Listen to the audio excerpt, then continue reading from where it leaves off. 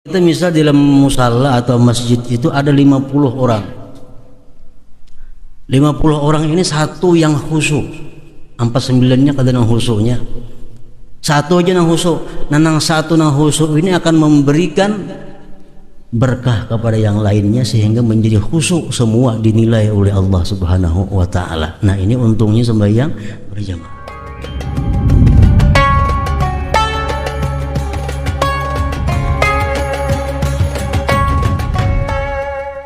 Bismillahirrahmanirrahim. Alhamdulillahirabbil alamin. Wassalatu wassalamu ala asyrafil anbiya wal mursalin sayyidina maulana Muhammad wa ala alihi wa sahbihi ajma'in. Qala al-musannif al-imam Abu Hamid Muhammad bin Muhammad al-Ghazali rahimahullah wa nafa'ana bi ulumih. Keutamaan menyempurnakan rukun-rukun salat.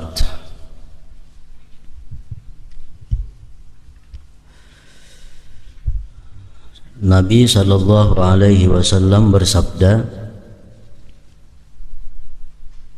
"Mathalus salatil maktubati kamathalil mizan, man awfa istawfa." Artinya, perumpamaan salat fardu adalah seperti perumpamaan timbangan. Barang siapa memenuhi, maka ia menyempurnakan. Maksudnya, barang siapa menyempurnakan akan timbangan itu, maka dia berhak mendapat ganjaran atau balasan yang sempurna juga.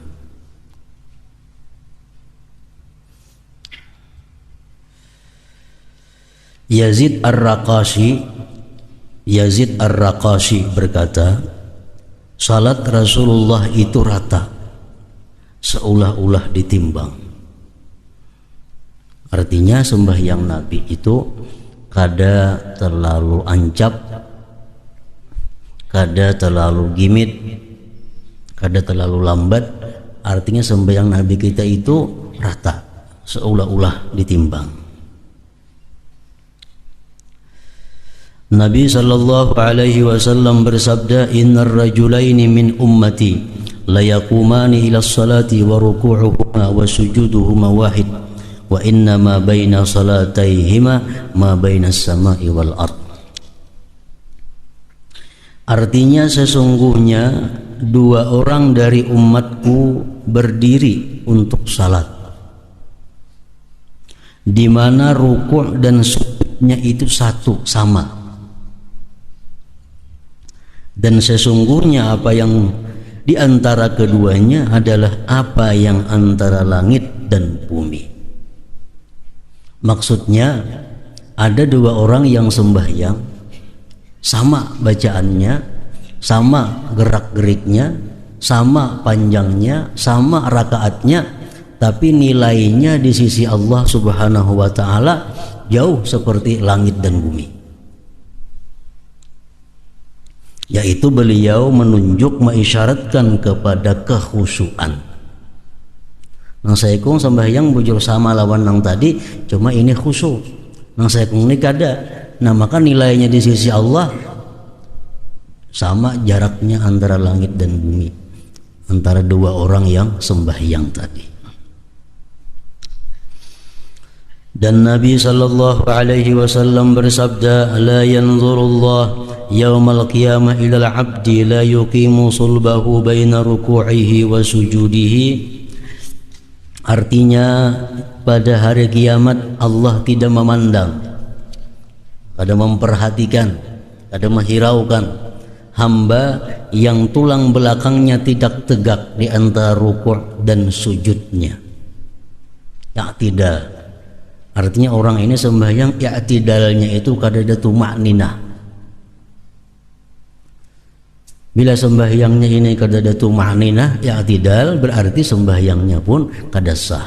Karena tuma'ninah merupakan salah satu di antara rukun-rukun sembahyang. Jadi tuma'ninah itu artinya adalah i'tidal di sini seperti kita berdiri semula. Sujud, habis sujud kita i'tidal, ruku habis ruku i'tidal. Nah, tegaknya berdiri kita waktu i'tidal itu seperti kita berdiri membaca Fatihah. Tegak. Bila kurang pada itu berarti kita kada bertumakninah. Jadi umpamanya rata awak kita waktu berdiri, waktu qiyam, nah kemudian Allahu Akbar ruku, kayaknya sami Allahu liman hamidah mesti terbulik kayak asal. Terbulik kayak asal, tegak. Bila bingkok sedikit aja berarti kada tumakninah ngarannya. Amun sembahyang baancap-ancap ya enggak itu. Kada bertumakninah lagi. Nah, Allah kada menghiraukan orang itu pada hari kiamat, kada memandang, kada mengasihinya. Dan Nabi sallallahu alaihi wasallam bersabda, "Ama yakhaful ladzi yuhawwilu wajhahu bis shalah ay yuhawwilallahu wajhahu wajha himar." Artinya, tidakkah takut orang yang mengalihkan mukanya di dalam salat bahwa Allah mengalihkan, merubah mukanya sebagai muka keledai.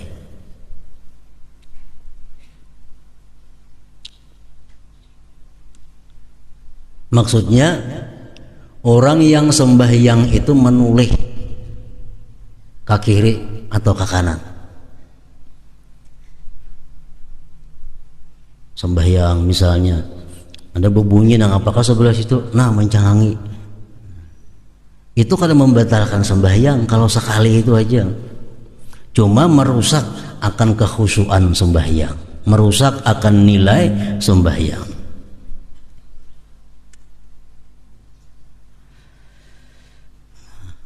Tidakkah takut orang yang mengalihkan mukanya di dalam salat bahwa Allah mengalihkan, merubah mukanya sebagai muka keledai? Artinya kada takutankah orang yang menulis sembahyang ke kiri ke kanan itu muhanya dirubah Allah menjadi muha himar? Artinya bisa aja orang yang sembahyang hulingang-hulingang itu wajahnya diganti Allah dengan wajah himar.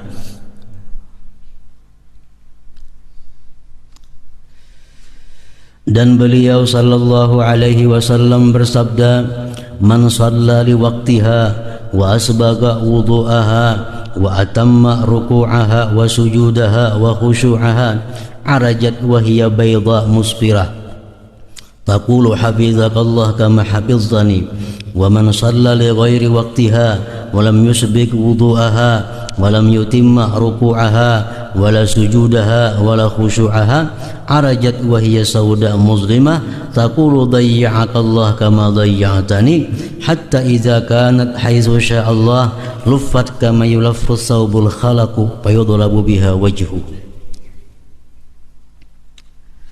Artinya barang siapa yang sembahyang dengan salat pada waktunya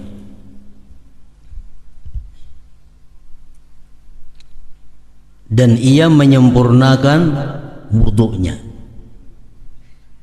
ia sempurnakan rukuknya, sujudnya dan khusyuknya, maka salat itu naik dalam keadaan putih cemerlang sambil berkata, "Semoga Allah memeliharamu sebagaimana kamu memelihara saya." Dan barang siapa salat di luar waktunya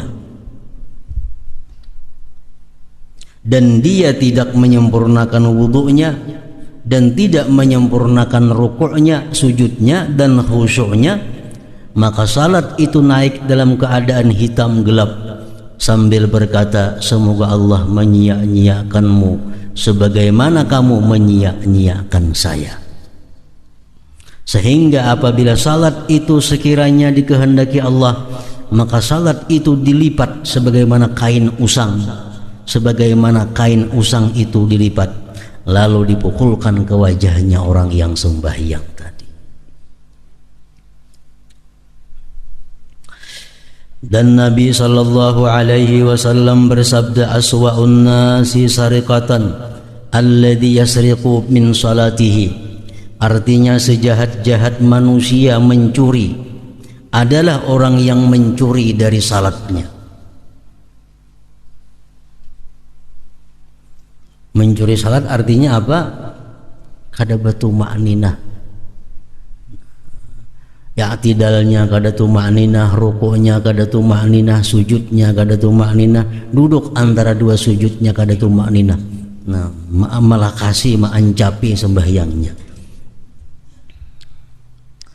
Ibnu Mas'ud radhiyallahu dan Salman Ibnu Mas'ud radhiyallahu anhu dan Salman radhiyallahu anhu berkata, salat itu takaran. Barang siapa yang memenuhi maka ia telah menyempurnakan, dan barang siapa yang mengurangi takaran maka ia telah mengetahui apa yang difirmankan Allah mengenai orang-orang yang mengurangi takaran. Orang-orang yang mengurangi takaran diancam Allah dengan wailun lil mutaffifin, azab yang sangat bagi orang yang mengurangi takaran atau timbangan itu.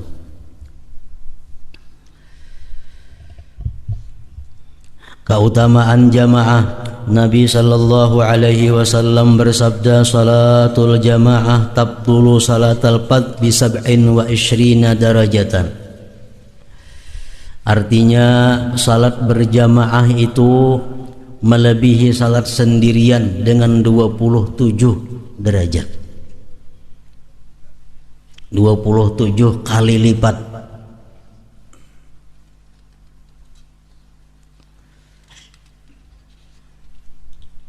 Jadi para ulama menyimpulkan banyak keuntungan-keuntungan yang didapat oleh orang yang sembahyang berjamaah daripada orang yang sembahyang sendirian itu. Antara lain mereka menyebutkan, pertama, al-masyu ilal masjid, berjalan ke masjid. Amun sembahyang di rumah sorangan kadang dapat fadilatnya berjalan ke masjid itu. Nah, kalau berjamaah ada pahala berjalan ke masjid. Maka Rasulullah mengatakan berjalan ke masjid itu setiap langkahnya meninggikan derajat dan menghapuskan dosa. Makin jauh masjid yang dituju makin afdal, makin banyak pahalanya artinya. Yang kedua, dukhulul masjid, masuk masjid. Masuk masjid dengan niat sembahyang berjamaah itu satu pahala. Amun sembahyang di rumah kada dapat itu. Yang ketiga, i'tikaf. I'tikaf di masjid ada pahalanya. Berdiam di masjid dengan niat i'tikaf pahala walaupun 5 menit. Namun di rumah kada kawa i'tikaf. Yang keempat, salat tahiyatul masjid. Kalau di rumah kada ada salat tahiyatul masjid. Di masjid kita dapat pahala tahiyatul masjid itu walaupun kita kada memperbuat sembahyang tahiyatul masjid. Misalnya kita ke masjid, orang sudah tuntung azan, langsung sembahyang qabliyah, isya atau maghrib atau zuhur atau asar. Masuk masjid langsung sembahyang qabliyah karena orang sudah azan. Nah, sekaligus kita dapat pahala tahiyatul masjid. Walaupun kita kada sembahyang tahiyatul masjid, tapi dapat pahala tahiyatul masjid. Namun di rumah kada ada tahiyatnya. Yang kelima, fadilatnya orang sembahyang berjamaah itu ta'awun alat ta'ah, tolong menolong atas taat. Imam dengan makmum, makmum dengan makmum yang lainnya itu saling tolong menolong dalam ketaatan. Makin banyak orang yang datang berjamaah, makin banyak pahalanya. Nah, jadi dengan berjamaah itu kita dapat pahala wa ta'awanu 'alal bir, bertolong-tolong dalam kebaikan. Sampai yang sorangan di rumah kada ada menolong kepada taat. Yang keenam, sembahyang berjamaah itu ada intizarul jamaah, menunggu jamaah. duduk misalnya di masjid menghadang imam. Nah, selama duduk menghadang imam menunggu imam itu dihitung oleh Allah sembahyang. Dihitung oleh Allah sembahyang. Jadi kita menunggu imam seperempat jam hanya datang. Seperempat jam itu walaupun kita duduk biasa aja dihitung oleh Allah pahalanya sama dengan pahala sembahyang. Nah, di rumah kalau dapat pahala itu. Yang ketujuh, orang sembahyang berjamaah itu istighfarul malaikat, dapat istighfar dari malaikat. Malaikat memintakan ampun kepada Allah terhadap orang-orang yang sembahyang berjamaah. Malaikat memintakan ampun. Dan bila malaikat memintakan ampun pasti diampuni oleh Allah. Sembahyang di rumah ada dapat istighfar malaikat. Yang kedelapan, syahadatul malaikat. Malaikat menyaksikan nanti pada hari kiamat bahwa Fulan bin Fulan ini adalah ahli masjid, Fulan bin Fulan ini ahlinya langgar karena dia aktif sembahyang berjamaah di langgar atau masjid.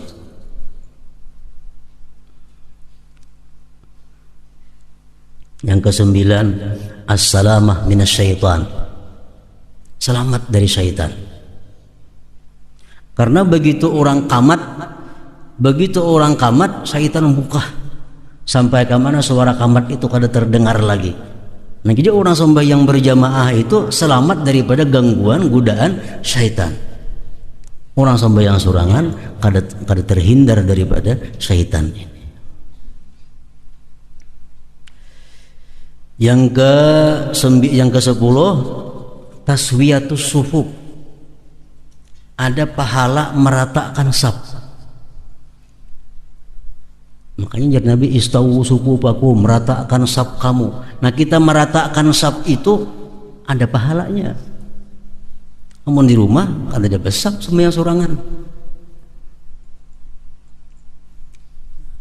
Ke-11, fadilatus saffil awal in kana fihi, fadilat saf pertama jikalau dia sembahyang di saf pertama. Rasulullah seringkali mendoakan agar orang yang sembahyang di saf awal itu dapat rahmat.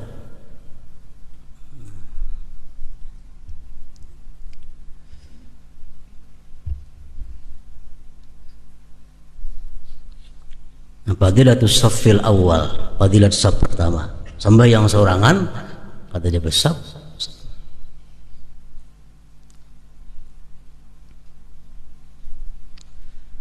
Jadi kalau kita sembahyang berjamaah, misalnya imam Allahu Akbar, kita datang berdua, kita sembahyang di belakang imam. Imam itu di tengah-tengah antara kita berdua. Ini aturan saf supaya dapat pahala saf. Karena pahala saf ini bila kita langgar, kita kada dapat keutamaan fadilatnya saf itu. Jadi umpamanya ini imam, kita datang berdua, kita datang di tengah-tengah. Imam posisi di tengah-tengah kita. Saya kong di sebelah kanan, saya kong sebelah kiri. Jangan mengambil ke kanan kedua-duanya, jangan. Imam mesti di tengah-tengah. Nah, kadang kalau datang orang nang ketiga, hanya sebelah kanan banyaki, taruh sebelah kanan hibak. Datang pulang, hanya kiri hibaki sebelah kiri itu. Lalu hibak saf pertama, datang orang, kemana bandak orang yang datang nang saya kong ini? Di belakang imam, ambil ke kanan sedikit. Jangan dibungkus sebelah kanan sana sembahyang kejauhan pada imam. Jadi sebelah kanan tapi di belakang imam. Nah, kayaknya datang selanjutnya terus diulah nang ke sebelah kanan dahulu, hibak hanyar nang sebelah kiri. Itu aturan saf. Di mana kan ditepati ini tuh kada dapat pahala saf. Misal saf pertama hibak, datang kita sorangan ke hujung sebelah kanan sana sorangan sembahyang, kada dapat pahala saf karena menyalahi aturan saf. Yang ke-12, idraku takbiratil ihram ma'al imam. Ada pahala memperdapati takbiratul ihram beserta imam. Artinya kalau kita mendengar takbiratul ihram imam dan kita berada di belakang imam, itu pahala tersendiri. Dapat pahala tersendiri. Yang ke-13 keutamaan sembahyang berjamaah itu adalah al-amnu minas sahwi ghaliban. Aman daripada lupa kebiasaannya, kebanyakannya. Kalau sembahyang sorangan itu bisa rancak lupa 2 rakaat kah, 3 rakaat kah. Nah kalau sembahyang berjamaah jarang itu ada. Aman daripada kelupaan. Yang ke-15, yang ke-14 husulul khusyuk. Sembahyang berjamaah ini hasil khusyuk. Kalau sembahyang sorangan belum tentu khusyuk. Nah maksudnya adalah kalau kita misal di dalam musalla atau masjid itu ada 50 orang. 50 orang ini satu yang khusyuk. 49-nya kadang khusyuknya. Satu aja yang khusyuk. Nah yang satu yang khusyuk ini akan memberikan berkah kepada yang lainnya sehingga menjadi khusyuk semua dinilai oleh Allah Subhanahu wa taala. Nah ini untungnya sembahyang berjamaah. Amunnya sorangan belanja khusyuk, ya khusyuk belah kada yang membantu. Yang ke-15 tahsinul hay'ah. Sembahyang berjamaah itu antara lain pula keutamaannya adalah membaguskan keadaan. Kalau kita sembahyang di rumah sorangan bebarang aja, kada kayak sembahyang berjamaah, bajunya bagus, tapihnya bagus, semuaan bagus, meminyak harum kadang-kadang hendak ke masjid. Sembahyang sorangan bisa kada taatur itu. Nah, keutamaan sembahyang berjamaah. Yang ke-16 irghamus syaitan, menghinakan syaitan. Orang berduyun-duyun kampung untuk ke masjidan sembahyang, syaitan merasa hina, syaitan merasa terkalahkan, menghinakan syaitan. Yang ke-17 as-salamah minan nifaq, selamat daripada kemunafikan. Rasulullah mengatakan orang munafik kada akan bisa sembahyang berjamaah isya dan subuh. Dengan adanya berjamaah terhindar daripada kemunafikan. Yang ke-18 raddus salam alal imam. Orang sembahyang berjamaah itu menjawab salam imam. Kan imam assalamualaikum warahmatullah, assalamualaikum warahmatullah, kita yang di belakang assalamualaikum warahmatullah, menjawab salam imam. Sembahyang sorangan kada ada itu. Yang ke-19 izharu syiaril Islam, menampakkan syiar Islam, berpahala juga. Yang ke-20 izalatut tuhmah, menghilangkan sangka-sangka. Mungkin kita ini sembahyang di rumah aja kada sing kalanggaran, itu sangka orang kena kada baik. Sembahyang juga si anu kada tali lihat kalanggar. Amang sembahyang sako si anu itu bulan bin bulan itu kada pernah kalanggar turun. Nah, menghilangkan sangkaan itu kalau kita berjamaah hilang sangkaan itu. Orang selamat artinya. Yang ke-21 masyhudun bil khair wal iman, disaksikan dengan iman dan kebaikan. Hadis mengatakan orang yang sembahyang berjamaah itu pastikan bahwa dia beriman, pastikan bahwa dia ahli kebaikan. Yang ke-22 al-intifa bil ijtima' ala zikrillah, mengambil manfaat dengan berkumpul zikrullah. Berjamaah itu berkumpul berzikir kepada Allah. Orang berzikir berjamaah itu lebih banyak pahalanya daripada berzikir sendirian. Yang ke-23 al-ulfah bainal muslimin, berjinak-jinakan antara orang muslim. Dengan adanya turun ke langgar, turun ke masjid, saling bertakon keadaan, saling tahu keadaan tetangga. Nah, ulfah, kejenakan antara orang muslim. Yang ke-23, yang ke-24 nih, istima'u qiraatil imam, mendengar bacaan imam. Yang maghrib, isya, subuh kita mendengar imam baca Quran. Nah, mendengar bacaan Quran itu pahala bagi kita. Yang ke-25, at-ta'min ma'al imam, mengucap amin bersama imam. Waladhdallin, amin, jadi makmum imam sama-sama baimbai. Nah, bila tak imbai aminnya imam dan makmum, maka Allah akan mengampuni dosa mereka itu. Orang sampai yang berjamaah dapat itu. Yang ke-26, ittiba'us sunnah. Sembahyang berjamaah berarti orang ini ada orang ahli sunnah. Dia pengikut sunnah. Yang ke-27, al-mautu ala husnil khatimah, matinya orang ini nanti husnul khatimah. Karena ujar Nabi, siapa-siapa yang hendak mati dalam keadaan Islam, hendaklah sembahyang berjamaah. Nah, jadi 27 yang didapat oleh orang yang sembahyang berjamaah ketimbang orang yang sembahyang sorangan tadi. Nah, salatul jamaah tabdulu salatul fard bi 27 derajah. Salat berjamaah itu melebihi salat sendirian dengan 27 derajatnya. Abu Hurairah meriwayatkan bahwasanya Nabi sallallahu alaihi wasallam merasa kehilangan beberapa orang pada sebagian salat. Lalu beliau bersabda, laqad hamamtu an amura rajulan yusalli bin nasi summa ukhalifa ila rijalin yatakhallafuna anha fa uharriqa buyutahum. Artinya, sungguh aku berkeinginan, ujar Nabi, untuk memerintahkan seseorang laki-laki untuk salat dengan manusia. Kemudian aku berpaling kepada orang-orang yang ketinggalan daripadanya, lalu aku bakar rumah-rumah mereka. Dan Nabi, aku ada rencana, karena begitu kamat, yang lain kusuruh jadi imam. Aku mengontrol masyarakat yang kada berjamaah. Siapa kada berjamaah, aku bakar rumah mereka.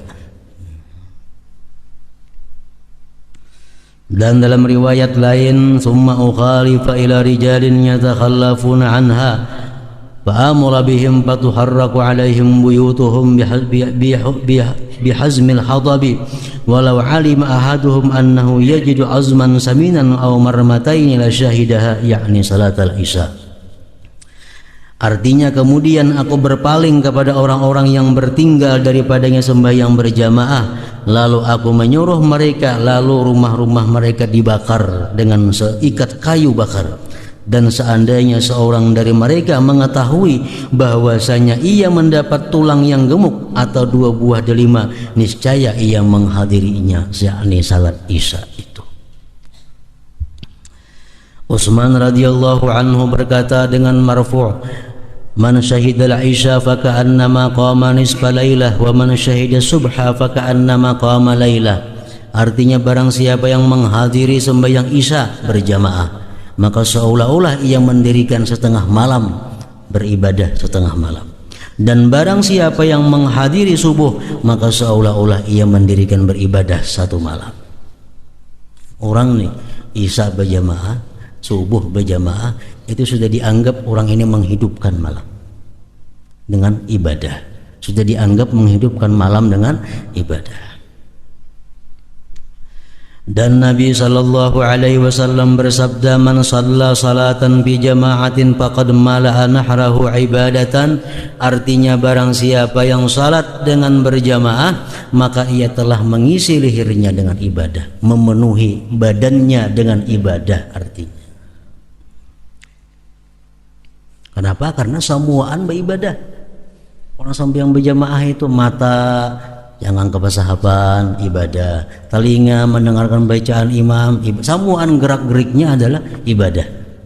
Man shalla salatan bi jama'atin faqad mala'a nahrahu ibadatan. Artinya, barang siapa yang salat dengan berjamaah, maka ia telah mengisi lehernya dengan ibadah. Nah, keutamaan sembahyang berjamaah tadi dan ancaman-ancaman bagi orang nang kada sembahyang berjamaah itu ditujukan untuk kaum laki-laki yang balik, berakal, merdeka, sihat. Bagi kaum perempuan kada diancam dengan sedemikian ancaman kalau kada sembahyang berjamaah. Dan menurut para ahli fikih bahwa perempuan-perempuan itu alangkah baiknya mereka mendirikan jamaahnya di rumahnya masing-masing. Itu paling baik, lebih ganal pahalanya daripada umpat ke masjid atau kelanggar ke musalla. Dalam kitab, banyak kitab-kitab fikih mengatakan demikian. Jadi bini-bini misalnya di rumah, umanya jadi imam, anak bini-bininya jadi makmum, nang manggandingi di rumah jadi makmum, sembahyang berjamaah di rumah. Lebih afdal itu daripada umpat ke masjid berjamaah atau turun ke langgar berjamaah. Terutama apalagi kepada perempuan-perempuan nang masih muda. Itu menurut hukumnya. Amun nak mencari ganal pahala, sembahyang di rumah aja berjamaah, kada usah ke masjid. Cukup nang ibunya jadi imam, nang anak-anak biniannya mah ikut di belakang, sudah berjamaah ngarannya. Lebih afdal itu.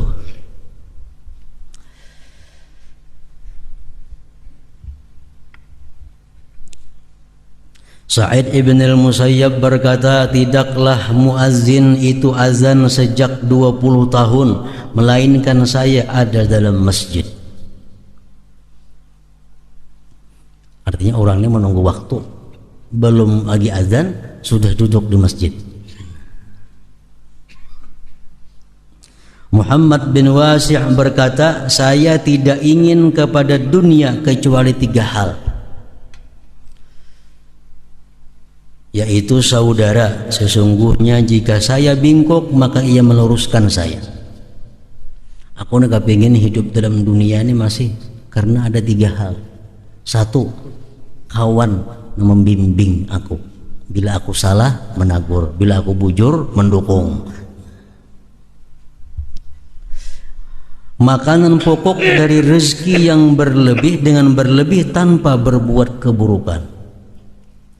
Makanan pokok yang didapat dari rezeki yang halal tanpa menimbulkan kejahatan. Dan salat dalam berjamaah yang menghilangkan kelupaannya daripadaku dan dicatat keutamaannya bagiku. Sembahyang berjamaah nang sudah kada ingat lagi berapa kali jumlahnya, tapi di sisi Allah tercatat hitungannya. Dan diriwayatkan bahwasanya Abu Ubaidah ibnul Jarrah pada suatu kali mengimami suatu kaum. Ketika ia pergi, ia berkata, syaitan senantiasa padaku tadi sehingga ditampakkan bagi saya bahwa saya mempunyai keutamaan atas orang lain. Saya tidak menjadi imam lagi selamanya. Kenapa? Karena untuk mengalahkan syaitan itu. Al-Hasan berkata, janganlah kamu salat di belakang seseorang yang tidak mundar-mandir kepada ulama. Artinya jangan mengikut orang nang jadi imam, nang orang itu kada terlihat biasa mengaji. Seolah di mana dahulunya itu orang mengaji lawan siapa dahulunya. Jadi imam, nah jangan diikut. Ikuti imam nang kita tahu bahwa itu orang yang berilmu. An-Nakhai berkata, perumpamaan orang yang mengimami manusia tanpa ilmu adalah seperti orang yang menakar air di laut, ia tidak tahu tambahnya daripada kurangnya.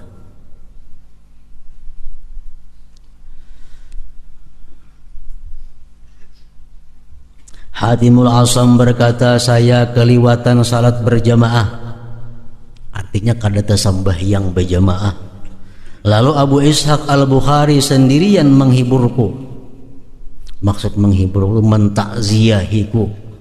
Mentakziahku artinya memberikan ucapan bila sungkawa kepadaku. Jadi orang bahar itu kalau ada yang kada sembahyang berjamaah, itu diucapkan bila sungkawa kepadanya. Artinya apa? Dia mendapat musibah. Dan seandainya anak saya mati, niscaya saya akan dihibur, ditakziah oleh lebih banyak dari 10.000 orang. Karena musibah agama itu di sisi manusia lebih ringan daripada musibah dunia.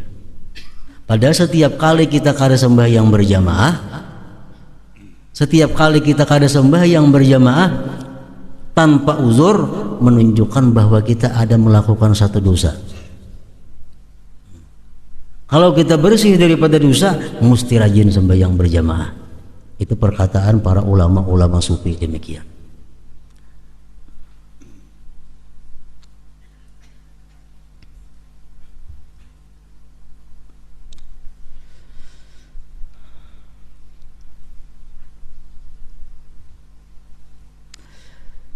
Ibnu Abbas radhiyallahu anhuma berkata, barang siapa mendengar panggilan suara azan dari muazzin lalu ia tidak memperkenankan, maka ia tidak menghendaki kebaikan dan kebaikan tidak menghendakinya. Artinya orang yang mendengar suara azan kada buka-buka hati hendak kelanggar sembahyang mendatangi, berarti orang ini kada hendak kebaikan dan kada dikehendaki Allah orang baik. Kebaikan ini kada hendak, Allah kada menghendakinya menjadi orang yang baik. Abu Hurairah radhiyallahu anhu berkata, sungguh telinga anak Adam itu diisi dengan timah yang dicairkan, itu lebih baik daripada ia mendengar azan kemudian ia tidak memperkenankannya.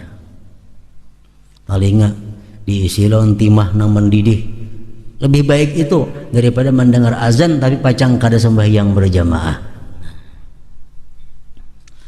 Dan diriwayatkan bahwa Maimun bin Mihran datang ke masjid, lalu dikatakan kepadanya, sesungguhnya manusia telah pergi. Datang ke masjid kerja orangnya. Lalu ia berkata, innalillahi wa inna ilaihi raji'un. Sungguh keutamaan salat ini lebih saya sukai daripada wilayah Irak. Dan Nabi sallallahu alaihi wasallam bersabda, man shalla arba'ina yawman fi jama'atin la tafutuhu biha takbiratul ihram kataballahu lahu bara'ataini, bara'atan minan nifaq wa bara'atan minan nar. Artinya barang siapa yang salat 40 hari dengan berjamaah yang padanya tidak ketinggalan takbiratul ihram imam, maka Allah mencatat baginya 2 keterlepasan, yaitu keterlepasan daripada munafik dan keterlepasan daripada neraka. 40 hari berjamaah kada boleh perai dan selalu ada di belakang imam. Begitu imam Allahu Akbar artinya kada masbuk. Nah, kawa 40 hari demikian, orang ini dijamin kada akan masuk neraka dan kada akan menjadi munafik. Dan dikatakan bahwasanya pada hari kiamat suatu kaum dikumpulkan di mana wajah mereka seperti bintang yang gemerlap. Lalu malaikat bertanya kepada mereka, apakah amal-amal kalian? Mereka menjawab, kami apabila mendengar azan maka kami berdiri bangkit untuk bersuci. Kami tidak disibukkan oleh lainnya. Bila orang bang, ampih begawi, baudu bersuci untuk mendatangi sembahyang berjamaah. Itu di hari kiamat kena wajah mereka seperti bintang. Kemudian dikumpulkan sekelompok orang yang wajah mereka seperti bulan. Setelah ditanya mereka menjawab, kami berwudu sebelum masuk waktu. Belum masuk waktu sudah ampih begawi, sudah berwudu. Kemudian dikumpulkan sekelompok orang yang wajah mereka seperti matahari. Lalu mereka mengatakan, kami mendengar azan di masjid. Artinya apa? Orang ini sebelum azan sudah berada di masjid. Dan diriwayatkan bahwasanya ulama salaf, ulama-ulama yang terdahulu itu takziah, mengucapkan bela sungkawa, artinya turut berduka cita kepada diri mereka sendiri selama 3 hari apabila mereka ketinggalan takbiratul ihram imam. Dan mereka takziah, mereka bersedih 7 hari apabila mereka ketinggalan berjamaah. Nah, jadi kembali tadi bahwa sembahyang berjamaah ini dituntut hukumnya sedemikian itu bagi kaum laki-laki. Kaum bini-bini tadi lebih baik berjamaah di rumah. Nah, lalu andai kata misalnya si bini-bini ini kata kawan di rumah atau kata yang bisanya jadi imam, mana baiknya sembahyang di rumah seorangan masing-masing atau umpat berjamaah ke masjid? Di rumah bini-bini tak kumpul, cuma kadang bisa jadi imam, atau saingannya bini-bininya di rumah, mana baiknya sembahyang sorangan atau ke masjid? Nah, pendapat para ulama-ulama fuqaha mengatakan demikian perinciannya. Pertama, kalau perempuan itu orangnya ajuz itu tuha, artinya 60-an ke atas sudah umur, la yustaha, kada dikapingini orang lagi. Ajuzun la yustaha, tuha kada dikapingini orang lagi. Ke masjid sembahyang berjamaah lebih baik daripada sorangan. Tapi kalau perempuan ini masih syabah, masih muda, atau zatil hay'ah, punya keadaan-keadaan yang bisa menggoda laki-laki, lebih baik sembahyang di rumah daripada sembahyang berjamaah walaupun saurangan sembahyang di rumahnya. Nah, itu hukum fikih. Bini-bini yang masih muda atau bini-bini yang setengah baya, masih punya hay'ah, yang masih bisa dikapingini orang, ini lebih baik sembahyang di rumah saurangan daripada turun ke masjid berjamaah. Itu hukumnya. Jadi mau nak mencari pahala banyak di rumah aja sembahyang sorangan. Lalu bila ada perempuan-perempuan yang muda ini sembahyang berjamaahan juga umpet ke masjid, nah ini perempuan salah mencari pahala. Berarti ada anak pahala yang banyak. Perempuan yang setengah baya, yang masih dikehendaki orang, masih dikapingini orang, lebih baik sembahyang di rumah walau sorangan. Nah, bila ini sembahyang ke masjid juga umpat, berarti ini kada hendak pahala nang gana. Berarti ada untingan lain di masjid, nang apa kada tahu dicarinya. Kenapa? Kalau mencari pahala di rumah aja sembahyang, lebih banyak pahalanya, lebih besar pahalanya. Ngapa dicari? Perlu dicurigai itu. Perlu dicurigai. Berarti orang ini kada mencari pahala. Kalau mencari pahala, sembahyang di rumah. Nah, kemudian keutamaan sujud.